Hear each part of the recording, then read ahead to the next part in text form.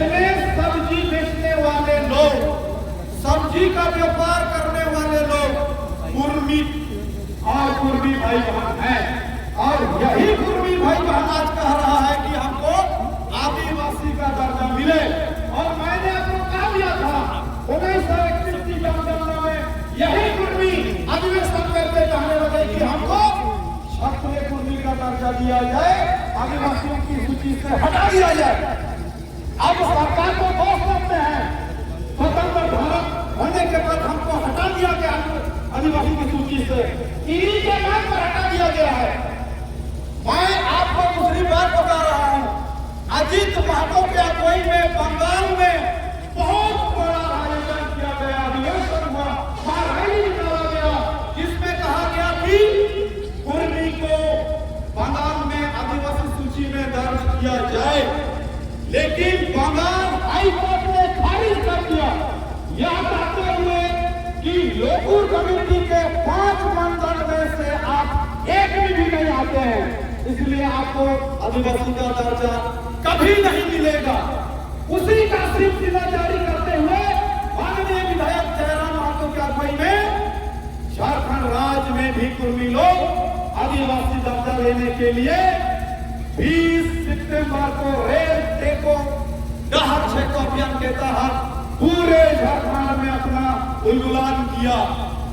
आप देख सकते हैं पश्चिम बंगाल, बिहार के कुछ भाग, उड़ीसा के कुछ भाग और झारखंड मिलाकर सभी कुर्मियों ने एक साथ कार्यक्रम में भाग लिया और रेल टेका किया।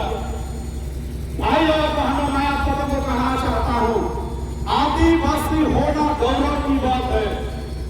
आदिवासी को आज तक लोग क्षण मन से हराते आया है, लेकिन अब आदिवासी जग गया है। जितने भी लड़ाइयां हुई आप देखेंगे, आदिवासियों के बीच में ना तो मुगल सम्राट ने शासन कर पाया, ना ही अंग्रेजी ताकत या हुकूमत ने यहाँ शासन किया है क्या? नहीं किया। इसीलिए अंग्रेजी हुकूमत घुटने टेकते हुए आदिवासियों के लिए CMT एक्ट बनाया 1908 में। इसीलिए बनाया कि ये लोग अपना कहीं कभी नहीं चाहते। 1908 में इन्होंने CMT एक्ट को बनाकर कानून के लिए दिया। यह है आदिवासियों के जल जंगल जमीन का सुरक्षा कवच। इसको सुरक्षित रखने का हमारा फर्ज बनता है। संथाल कानून में दे दिया SPT एक्ट 1949। उन्होंने मंत्रिमंडल को खेलों का रेवेन्यू बना दिया। इस प्रकार से सरकारी तंत्र ने भी आदिवासियों के बीच में आकर आदिवासियों की एकता को समझा, उनकी सभ्यता संस्कृति को समझा और इस प्रकार से लिखकर सब चीज को हम उनके लिए बरकरार रखा है। संविधान में भी वर्णित है 243, 244 अमेंडमेंट में स्पष्ट कर दिया गया। और हमारे क्षेत्र को अनुसूचित घोषित कर दिया गया। भारत देश के 10 राज्य अनुसूचित क्षेत्र में आते हैं। अनुसूचित क्षेत्र का मतलब है जिस क्षेत्र में आदिवासियों की संख्या ज्यादा है, ऐसे क्षेत्र को संविधान के दायरे में निश्चित सुख सुविधाएं प्रदान करने के लिए चिन्हित कर लिया गया। अनुसूचित क्षेत्र में शासन प्रशासन के HOD गवर्नर होते हैं और गांव में ग्राम सभा होती है। बीच में किसी का दलाली नहीं चलता है। फिर 1996 में पेशा कानून के तहत हम आदिवासियों को ग्राम सभा मजबूती से आगे बढ़ाने का अवसर मिला। पारंपरिक ग्राम सभा को और सशक्त बनाने का अधिकार 1996 के पेशा कानून के 5 मिनट कहना चाह रहा था।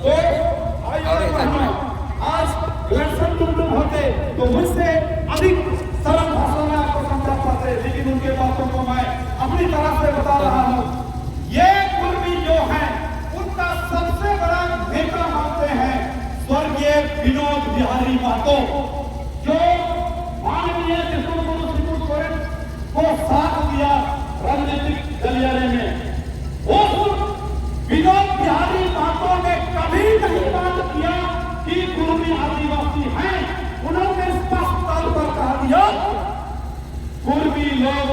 भारतीय वंश से हैं और ये लोग महाराष्ट्र से आए हुए लोग हैं। कल तक जो कि बहुत बड़ा विद्वान अंग्रेजों के जमाने में हुआ करते थे, उन्होंने कहा कुर्मियों के बारे, ये लोग आदिवासी नहीं हैं।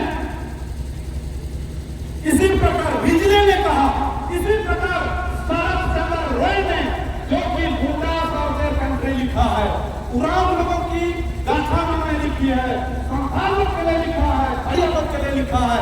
अगर कुर्मी बहुत पूर्वाचार रहते उनके बारे में जरूर लिखता। आज महात्मा लोग बोलते हैं कि हम लोग 75,000 साल पहले झारखंड राज्य में आए। यदि 75,000 वर्ष पहले ये लोग आते तो इनका भाषा 500 साल पहले पुराना है।